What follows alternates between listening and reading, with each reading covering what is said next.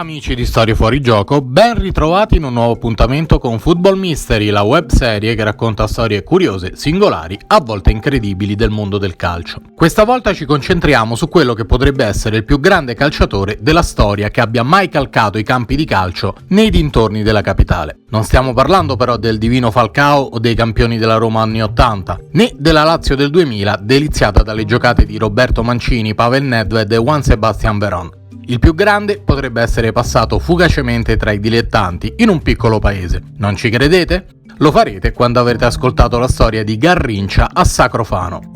Sono in pochissimi a conoscere questa storia, venuta alla luce grazie al lavoro della redazione di TheBagbyInside.com, sito di controcultura calcistica, e il nome in questione è quello di uno dei miti assoluti del calcio di tutti i tempi, favoloso interprete del Brasile campione del mondo nel 1958 e nel 1962. Stiamo parlando di quello che viene considerato il più grande dribblatore di tutti i tempi, quel Mané Garrincha, che finì col morire povero ed alcolizzato a soli 49 anni nel 1983.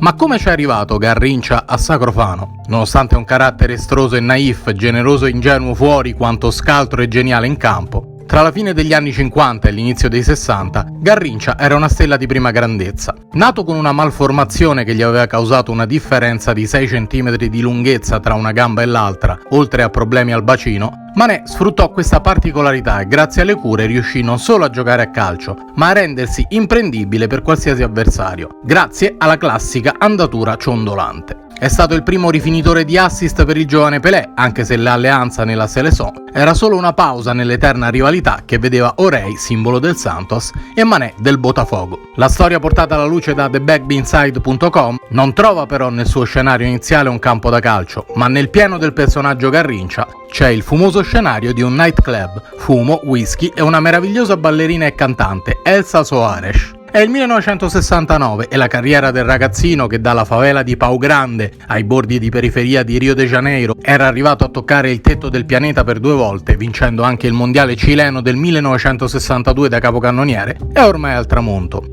Già da 4 anni l'uccellino, il soprannome Garrincha deriva proprio da quello di una specie di passerotto, ha lasciato il Botafogo e vaga già tra i fantasmi degli amori finiti, dell'abuso di alcol e soprattutto di una denuncia penale per un incidente stradale, per la quale per diverso tempo sarà ricercato dalla polizia brasiliana.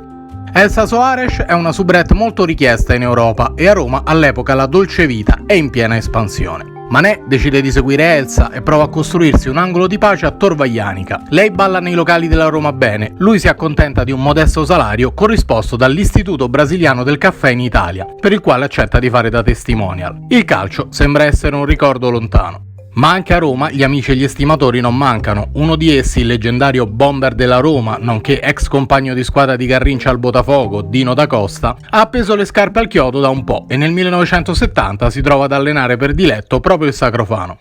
Tra i dilettanti, da Costa è fresco di vittoria, la squadra è salita in prima categoria, l'ambiente è buono per divertirsi e fare calcio senza alcun tipo di pressione.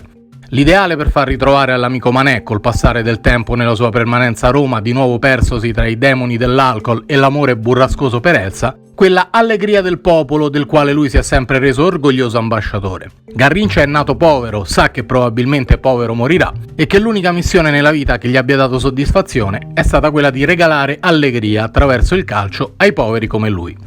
E allora da Costa riesce nell'impossibile, convincere il 2 volte campione del mondo a vestire la maglia del Sacrofano e trascinarlo alla vittoria in un torneo a Mignano Montelungo. Nella finalissima Garrincha segna 2 gol, direttamente dalla bandierina del calcio d'angolo.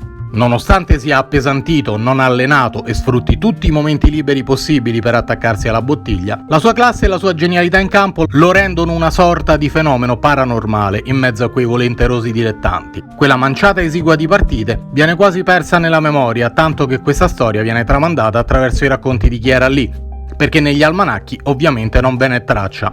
Ormai presa la triste china che lo porterà alla morte, Garrincha non è certo il massimo dell'affidabilità e da Costa sa che reclutarlo per un campionato intero sarebbe impossibile, anche se farebbe forse più bene al passerotto che al Sacrofano per restare in campo lontano dai suoi demoni.